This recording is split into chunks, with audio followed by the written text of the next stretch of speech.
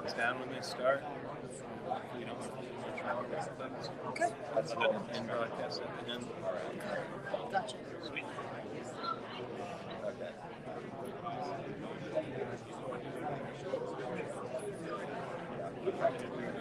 Shoot, let me get back to my seat in time. Now I have to be really quiet if we're right here, the camera here.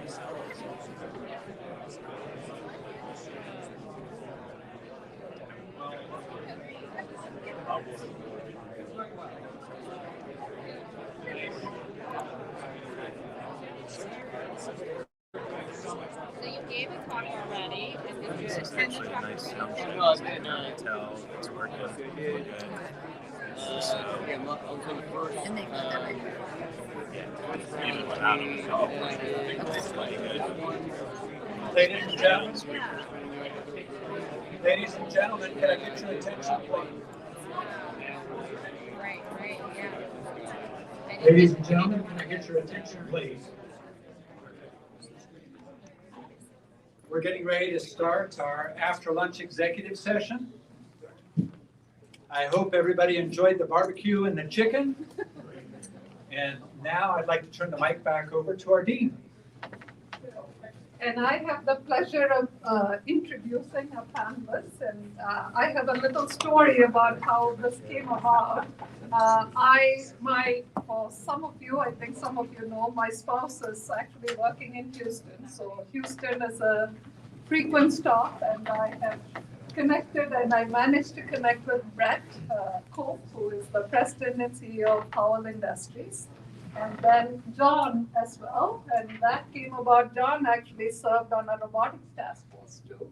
But the mutual connection, the reason I even reached out was one of our other alums who is not in the room, Dinesh Paliwal, who was the CEO of Harman, who stepped down last year. But the three of them go back to ABB, and that's where the three had a career together. And they see, they see Dinesh as a mentor to them, and I think Dinesh actually told me I should connect with the two of them. So that's how. And then as we were planning this conference, I invited them. I invited the trio back. Dinesh couldn't make it, but the two of them agreed. And in fact, Brett hasn't been back to campus in a long, long time. And Jon, when did you? Probably 20 years ago. Oh, wow. So, and this is 30 something, right? Yeah. So we managed to get them back, but this is a conversation between them, and they will talk about how their career has progressed through the years. And I guess how Miami in some ways has helped through that alumni network, which is very powerful. What you see, lots of them in the room, the connections you make here are lifetime. Whether it's a junior alumni meeting with a senior alumni, I know some of you have met in this room in the past. We also have our current students here, so that is a great opportunity for you to network and get to know. But this is their panel, so it's all yours. Great. Thank you. Thank you. I'll let you head off at the first. Either way. Thank you to Dean Sukumaran and Assistant Dean Kelly. Great to meet the provost and have a lot of distinguished guests here. Really special to have Dr. Waller here, who was, we were telling some stories at lunch. He had a big influence on Jon and I and our peers, and I'll come back to that in a minute. So as Bina said, I'm currently president and chairman of a company called Powell Electric, Powell Industries in Houston, Texas, about a $500 million public company that manufactures low and medium voltage switchgear and substations for the oil and gas, industrial, and utility industries, and some commercial. Why don't you introduce yourself? Yeah, I'm just like Brett. I really appreciate the opportunity to be here today. I work out of our Houston office, and I head up our industrial automation business for Schneider Electric in the U.S. It's about a $700 million business. And I have to tell you as well, Brett and I went down memory lane last night, and that's not here, this is here, that's not there. But like you said, is the one thing we had in common last night we talked about was Dr. Waller. And he was the first professor we talked about. And I really have to thank him again for the impact he had on my life, and really appreciate that. And it's glad to see you here today.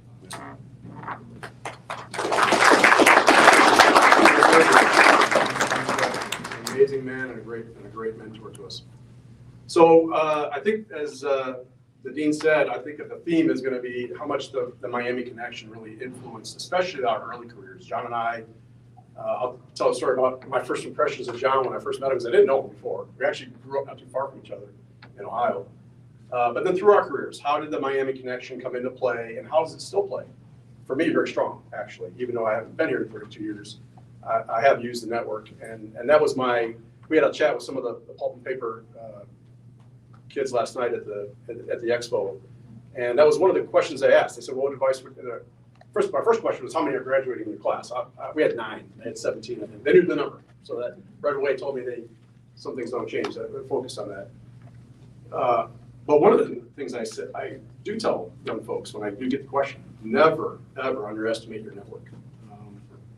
It's so important that you embrace every relationship as you go through your career, whether it's in school or you just never know. And engage people and get to know their story, really immerse yourself in them and your travels and the countries you go to. And I think that's the part that, as I think about my career, John asked me last night walking back from Serenos, would you change anything different?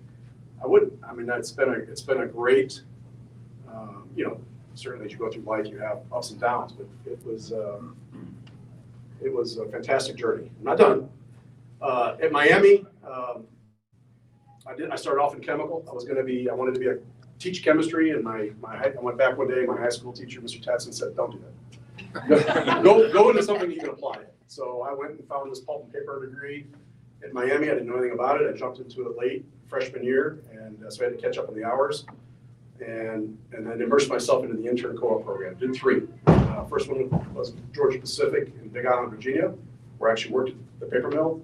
Second one was a research facility in Toledo, and they sent me up to Maine to do a bunch of studies, chip work and process control. And that's where I first got a taste for process control. So then I came back to Miami after that, thought, well, I want a systems minor. So we had that major at the time as well. And then my last co-op was with ABB. And that also was an amazing, that's when I knew I wanted to be a vendor and not on the client side, if you will. And we were telling a story at lunch about, John asked me, what do I remember about, the equation Q equals UA delta T. I will never forget that equation. I already told Dr. Waller that one at lunch. So he's famous for the one question final that has 26 parts, and it's all about heat transfer. And each question builds on itself. So if you mess up the first one, by the time you get to G, you're really screwed. So, but huge influence. And the other part, I know we have a capstone. My kids are just graduating now, and they have capstone projects.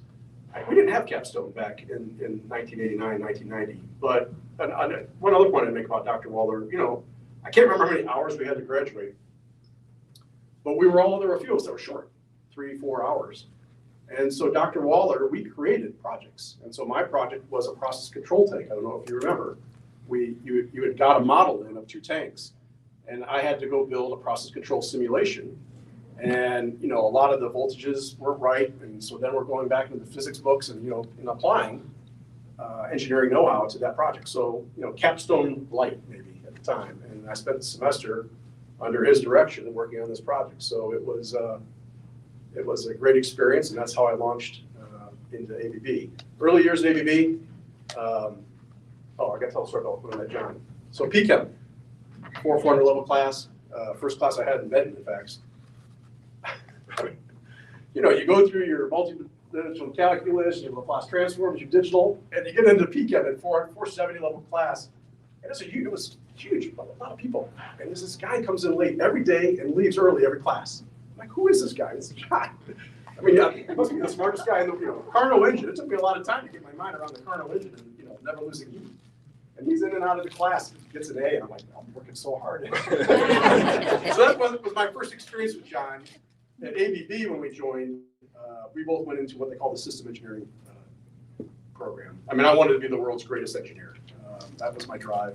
My dad was in marketing and sales in the auto industry in Toledo.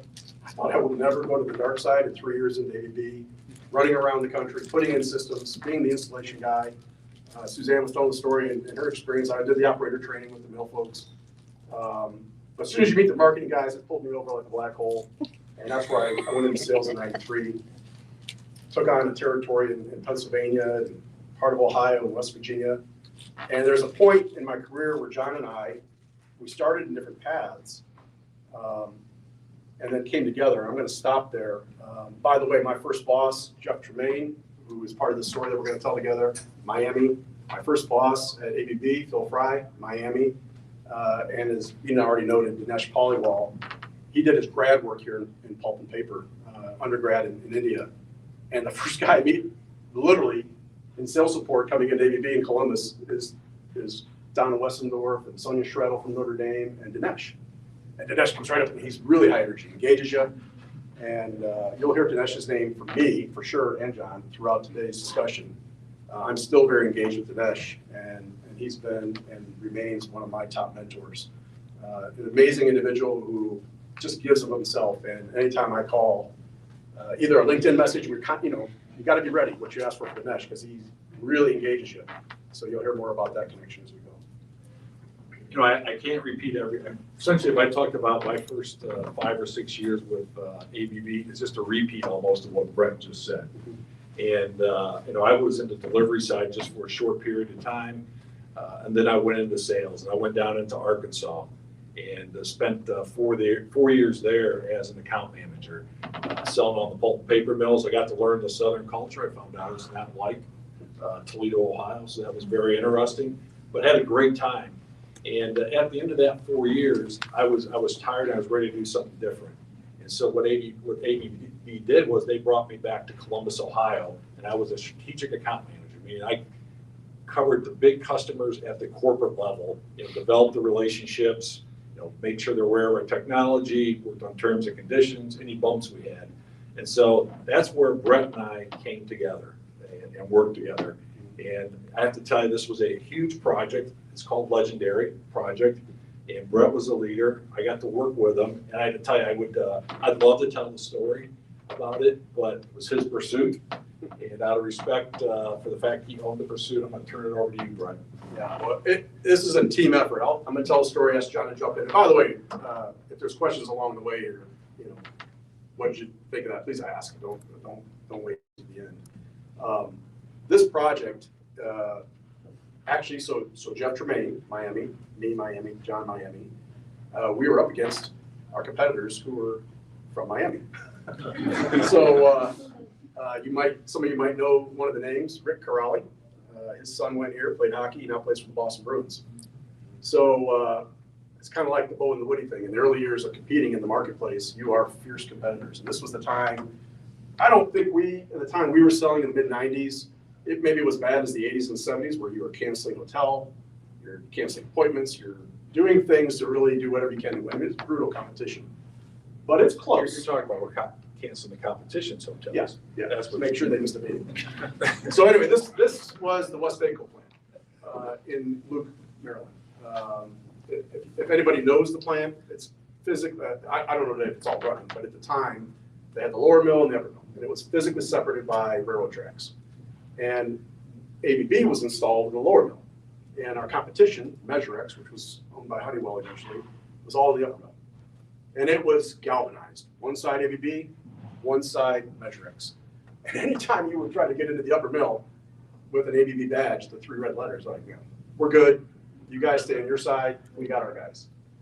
So we fought on this when they were getting ready to do a complete capital investment and refresh the technology in the upper mill. I mean, just millions of dollars being spent. And we thought, there is no way we're being left out of this. And we fought and we fought and we fought. You go through and you do the presentations, everything you were taught, and we still were having trouble getting in. And it wasn't for a lack of effort. I mean, John, Jeff, and I lived cross country in Frostburg, Maryland. I mean, to the point where they were giving me Christmas presents. I kid you for how many days we were spending there. So as the story goes, just to kind of make it short, at the time, our president, Don Aiken. So this will come across a little bit wrong. The mill manager was a guy named Roger Dandridge. And one thing I preached today, and that I learned early at ABB, given all the great training that I had when I left ABB, we really went through some intense training, is you call high. And never be afraid to call high. Those are where the decisions are being made. We talk about influence. You do have to have your elevator pitch down. You have to think well in advance of what your strategy is when you're going that, because they won't give you much time. And so when we hit the roadblock, we went high, and it took all of us, because Jon had the corporate relationship with Westvaco, I had the plant relationship. So we strategized together on how we were going to attack Roger, and try to see the value that we would bring over our competition. And then we brought in Don, and you should tell the story the day you were in the car. It was you and Jeff and Don coming from Columbus. I'll go ahead. I wasn't there. But part of our strategy, Jeff coined it. He goes, so our strategy is to piss off our customer. I mean, we went hard at Roger. It was a huge job. Don, and at that point, when it got very serious, there's a point in the campaign where you are, Roger, we are the right answer, and here's the dollars and cents as to why. At that point, Jon, Jeff, and myself are sitting in this boardroom, and we're out. We're in the back. It is watching Don and Roger go at it, and Don grabs Roger by the every molecule of his brain and said, "I'm going to give you 3 reasons," and he went through technology, and Roger said, "Well, you basically tell me we can do everything."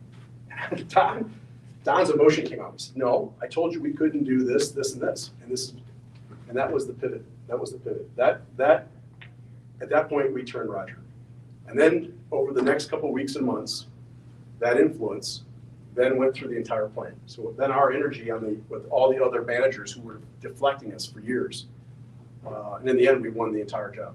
So that side of the mill converted to ABB. It was a huge win, and as Jon said, it was coined the legendary win because it was the one part of nobody ever thought you could crack it. It was their base of operation, and so Rick and Paul Zimak weren't too happy, but it was a huge win, and it was a great Miami battle. And The good guys won. we got that. The paper grads won. The paper grads, yeah. The Jeff was finance. So after that, Jon and I's career sort of diverged. I went out to the West Coast. I moved out to Oregon, took on a sales position. ABB was now taking all their electrical and their automation, and it's my first time that I moved on from paper and started learning all the parts of ABB, the drives, the motors, the electrification, high and medium, low voltage. And it was also the first, I tell everybody, it's probably one of the best jobs I ever had, because at 2 o'clock, given the time change, you can't call back to the east for help. So you're left out there with your project manager and your project engineer, and you are a team. If you're closing something in LA and you've got to make a decision, even though you're supposed to call back and ask for permission, it's better. Sometimes you got to ask for forgiveness. And we really, I look at that as my first growing experience, motivating a team to try to challenge them to do something as a team. Because we closed a lot of business, and you were actually on the product side. You helped out the BU on the color and stuff. A little bit, then I can go start a little bit about myself. Yeah. So I went on to the West Coast, back to Atlanta, where I then took on Georgia Pacific, started getting some international experience, and then eventually on to Houston in 2004, where I finally left Pulp and Paper, where ABB made me the global business manager for our business with Exxon. And I'll stop there because that really sets up my pivot into Powell. Well, where I went after Westvaco, or wherever we went that pursuit, is number one, to get a good reputation. Thanks to Brett, I got some visibility. So I was in that job for about 8 months. And then I was asked to go and head up our export sales business. We manufactured this quality control system that was on the paper machine, installed in the paper machine to measure it and to make sure it was, to help it run at very high quality. So I was asked to run an export sales team that was focused on Japan, China, Indonesia, Singapore. I had all South America as well. Spent a lot of time in Colombia, Brazil, Mexico. And then there's it's a long story, but I also had Israel. And there's a long history with the company, so I had Israel as well. But the key point of that is I had to put a great team together. And so we really hired some really fantastic people like Brett to be on the team. And so I learned how to manage people, I learned the importance of bringing the team together and all focus in the same direction. But the biggest thing I got out of that was working internationally. Everybody when you go into an international market, everybody thinks, a lot of people think that, well, everybody's like Americans. And the worst, everybody's in America. They talk loud, they think they know everything, they don't listen very well, sorry.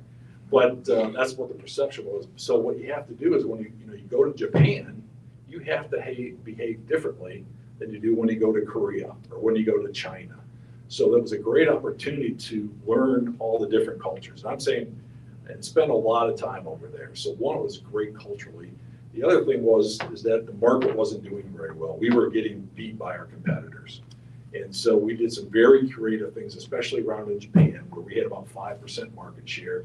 We ended up teaming up with our #1 competitor in that market to take our technology, their people together. And we went from 5% to over 50% in terms of market share. So two things I got out of it in that time was working in different cultures, and then two is coming up with creative ways to win business and take market share. Things you typically wouldn't do. The other thing's got lots of miles. So I think during that time I got at least 750,000 miles of travel. But and then Israel's a long story. But the one thing I learned there is I was during that period when Saddam Hussein was pointing scuds at the country. So I have to tell you, when you work in that type of environment and you see what people go through, it makes your job very interesting. So but I just got to spend some time in Israel. And then after that, I went in and started running the system business for the U.S. for ABB. It was mainly focused around our DCS control systems. And I had a lot of experience in pulp and paper and had some in mining, but that's the time when I went into oil and gas. So that's where Brett and I connected together again, and I ran that business there. It was had a lot of problems, so we had to make some tough decisions on selling some businesses to, taking some tough decisions on cost, but we also invested long term to get the business turned around, and Brett played a big part of that. So we called on customers together as well. So with that, Brett, I'll turn it back over to you. Yeah, so come back to Dinesh. This is that 2004 time that we're coming back together in Houston. And the office prior to that was really struggling in the oil and gas field. We were getting beat by Honeywell and Emerson on the automation front, Siemens and Eaton on the electrical front. And Dinesh and another gentleman by the name of Frank Duggan, they just basically gutted the office. It was a complete restructure. And here come the paper guys. And so we tell it in ABB, even today, if you went in there and said, are you part of the paper mafia? It's well known throughout the company. It's 140,000 people. And even though Bjorn's changed the company a little bit from the days when John and I were there, the paper mafia is well known. I'm not kidding you. There's one other word they add to it. It's not something I can say out loud, because it's to us it's a badge of pride, because our training as paper guys, we were so, you're hearing an aggressive, motivated, ambitious, where we worked collaboratively, we learned a lot of skills along the way. But every one of us went out in the world and took that, and that's known in ABB. To me, that shows you, that's our legacy there.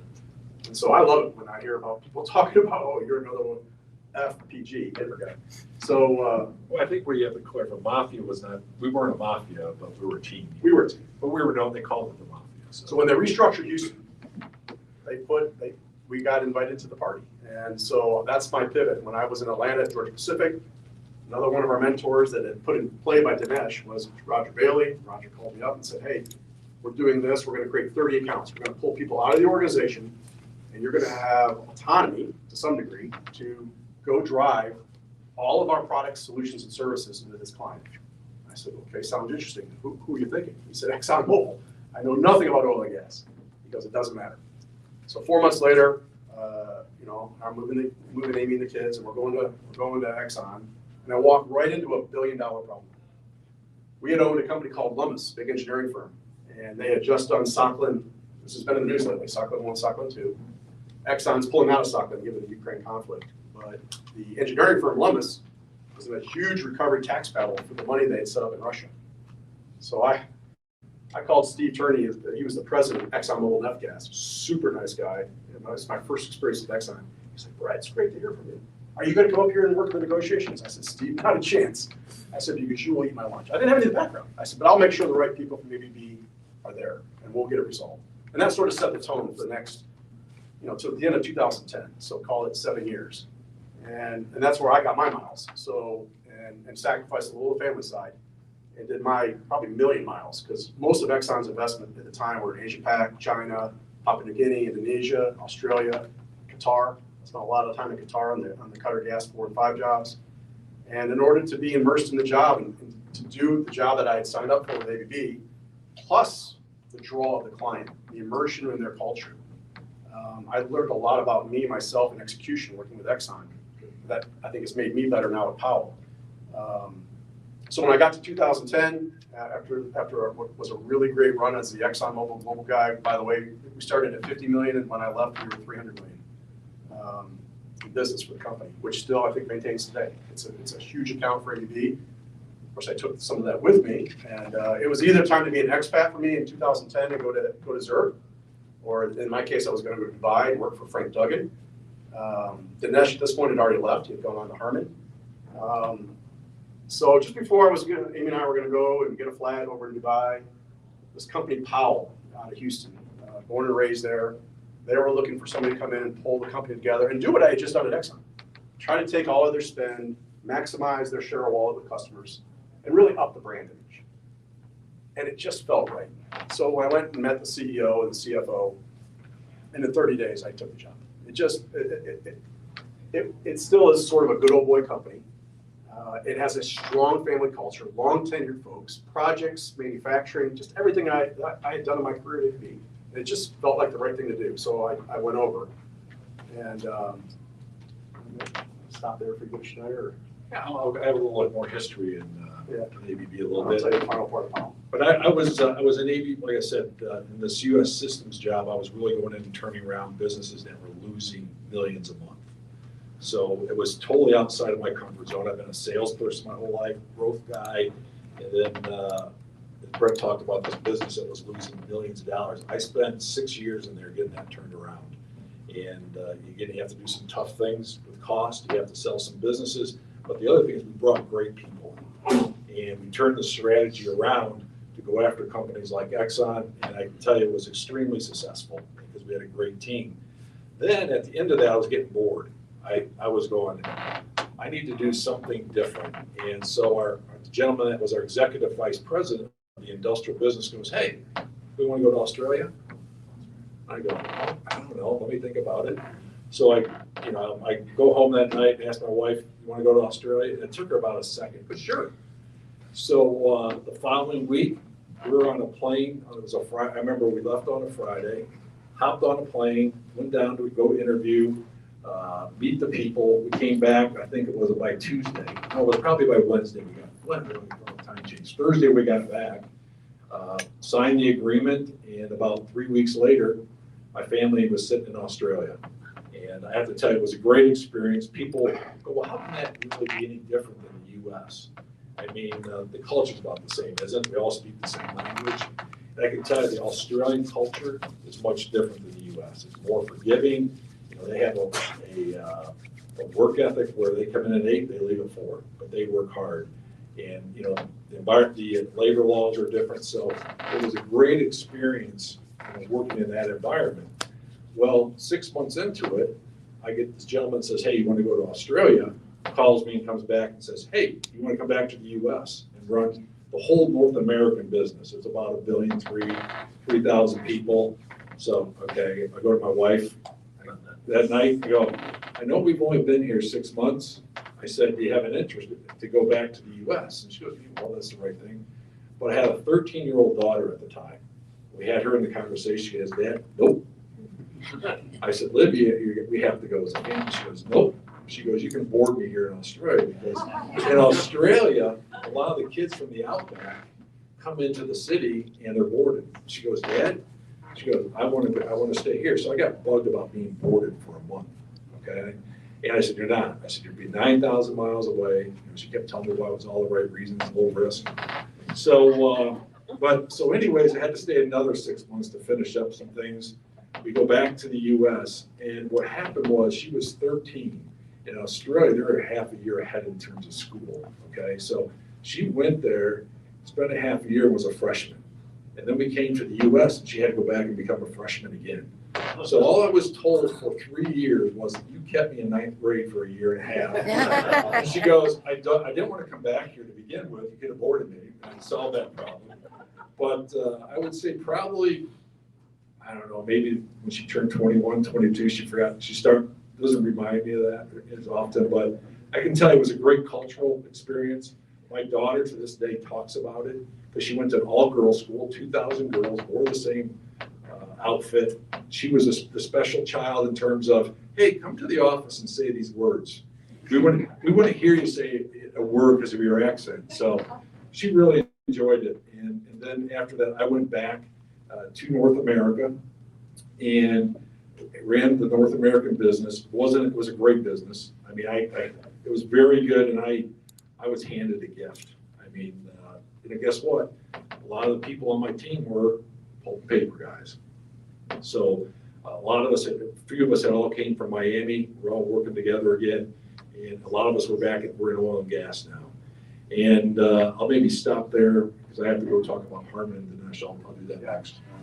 So yeah, Harmon's going to come into play here because of Dinesh. And for me in 2010, when I made the switch to Powell, it's a classic story of, even though it's a public company, the son of the founder can't really find the right person to run the company. So this is the story of culture. You know, culture, the comment of culture eats strategy. I mean, the first two folks that Tom brought in, or the board, depending on who made what decision. One was from Schneider. Both gentlemen, wicked bright. Pat McDonald came in, had run the Schneider manufacturing plant in Smyrna. Really good cost manufacturing guy, really improved the balance sheet of Powell. Took a lot of money out of the operation, put it back on the balance sheet, really improved the health of the financials. So 2 weeks into the company, my dad calls me, says, well, how is it? I said, oh man, the people are great.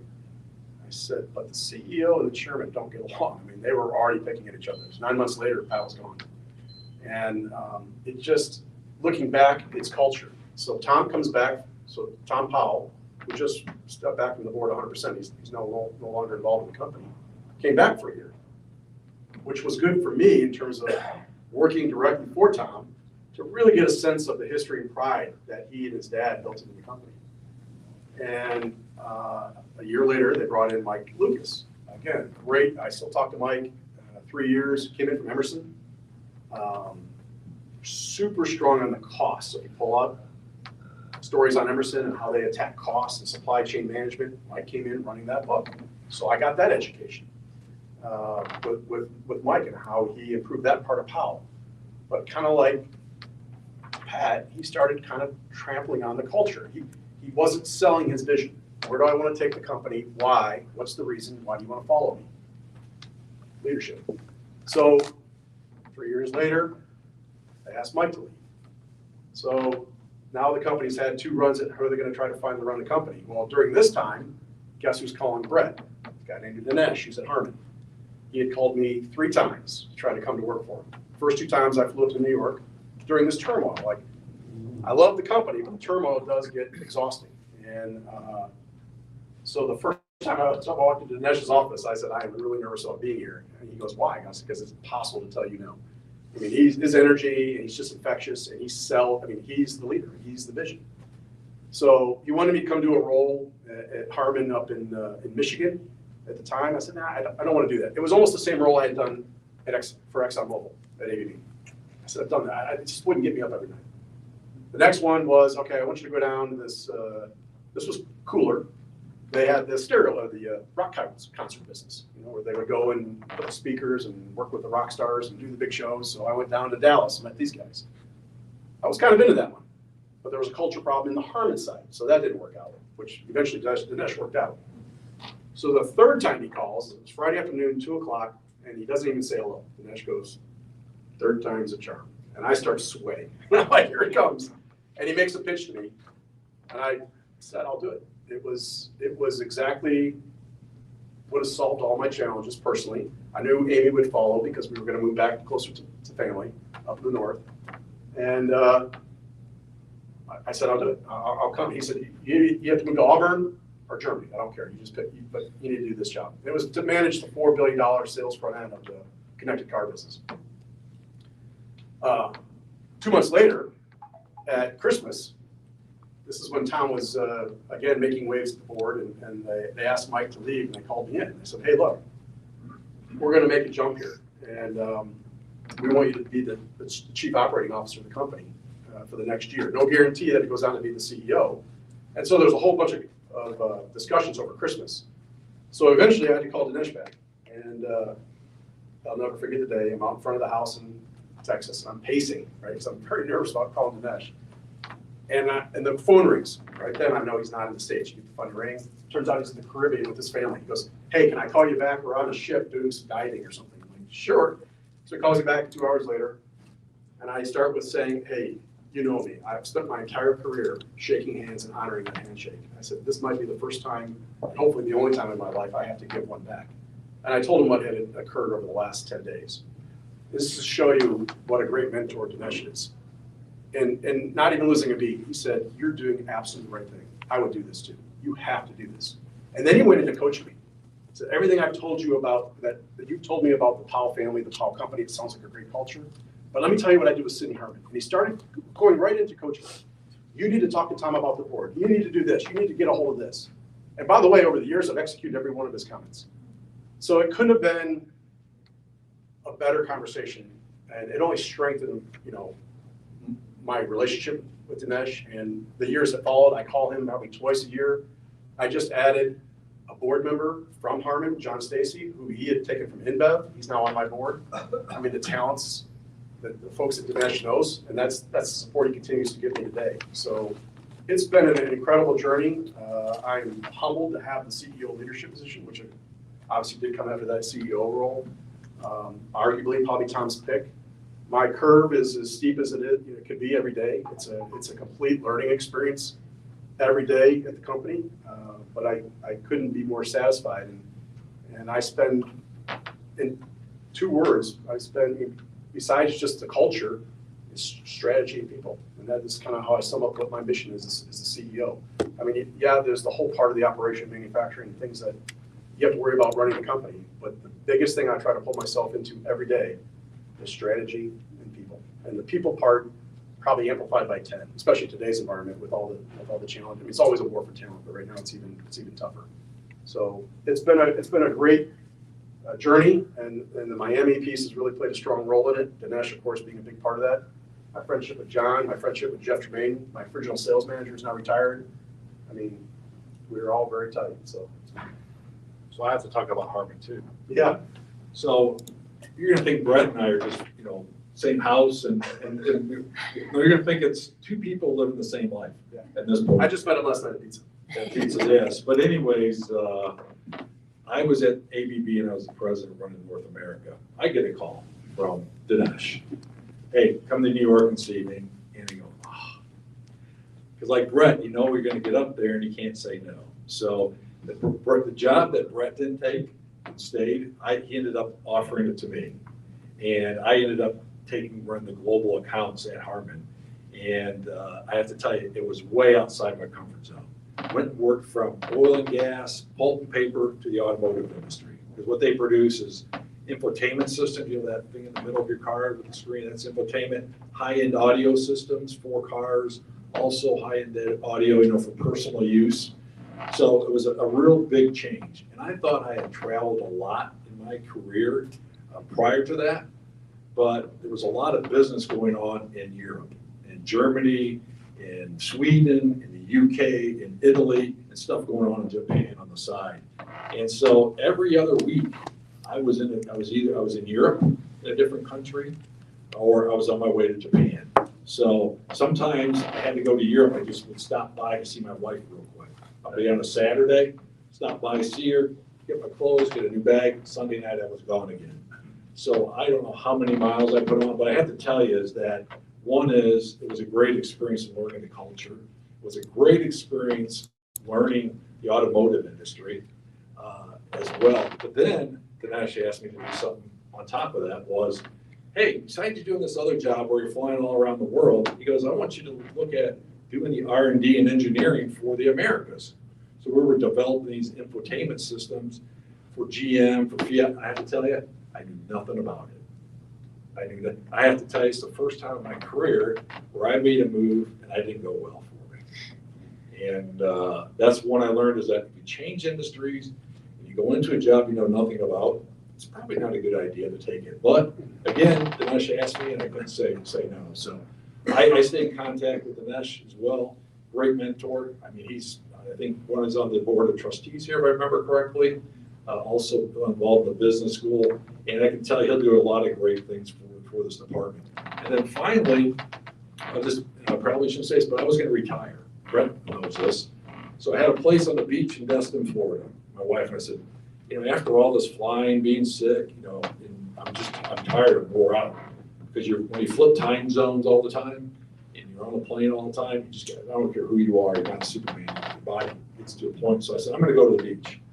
So we loaded up, went down to the beach, and I can tell you about 90 days into that, sitting on the beach, looking at sand, working out, it's pretty darn boring. And by that time, my wife was really getting fed up with me too. It's been the longest we'd ever been together in our career. And we got to go to corporate. She also reminds me that I'm not your entertainment committee. I've had a life without you while you're traveling. But anyways, I was bored, and it was a strange. Schneider called me and asked me to consider running their America's business at the time. I go, okay, I'm gonna go do it. I mean, I don't have nothing else to do. Sitting at the beach is not fun, but it's been the best move, one of the best moves I've ever made. The culture is fantastic. Learned a lot about other businesses. I'm now involved in food and bev. I'm involved in warehousing, logistics. And partnering with Powell. And partnering with Powell, by the way. We partner with Powell as well. So that's what Brett and I are together. Trying to break down some competitive barriers to see where we work together. And then Brett probably wants, but Brett and I to this day, we hunt together. And so in the fall and spring, we shoot, I should say shoot, but we hunt ducks together to this day. We stay in contact personally, like barbecue. And the other people that were part of us, that Jeff Tremaine and others that worked there 30 years ago, we still stay in contact with them. So the Miami connection has been so important. And what's really good is this school really produces great people. And people like us, how we think. So it's you can't ask to have better friends throughout the industry. As Brett said, never ever break, do something to ruin a relationship, because you never know when it's going to catch up with you. So with that, I know we were going to take some questions, but Brett and I like to talk. And but we do have a couple minutes. If you'd like, we can answer some questions, or we can stop there and move on to the next session. Well, I have a couple of questions. I have forgotten everything. These two folks, if they talk any more about me, I'm not going to be able to get out the doors. My head is so big.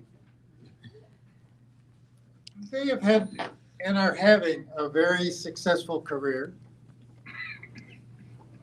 They concentrated on their job. They're goal-oriented. They're going to work and make it work no matter what. And yet at sometimes they feel very alone because they don't have a backup.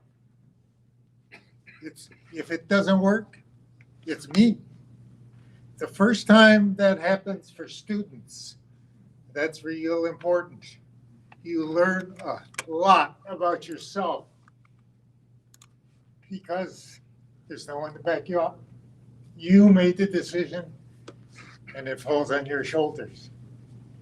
Now, they talked a lot about their jobs, but there's three other things that are really important to maintain a balance. There's like 4 crystal balls you need to keep in the air.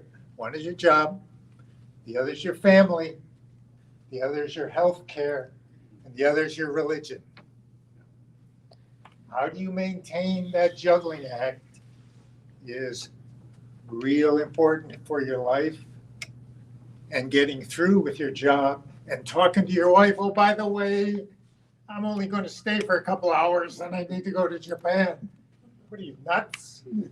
You're still married to this woman? 33 years, 27. I have very, like I said, I'm very fortunate. I have a great wife, same family. So that's my message to you. Keep the balls in the air. Figure out a way to integrate 4 things. Thank you, folks. Thank you, guys.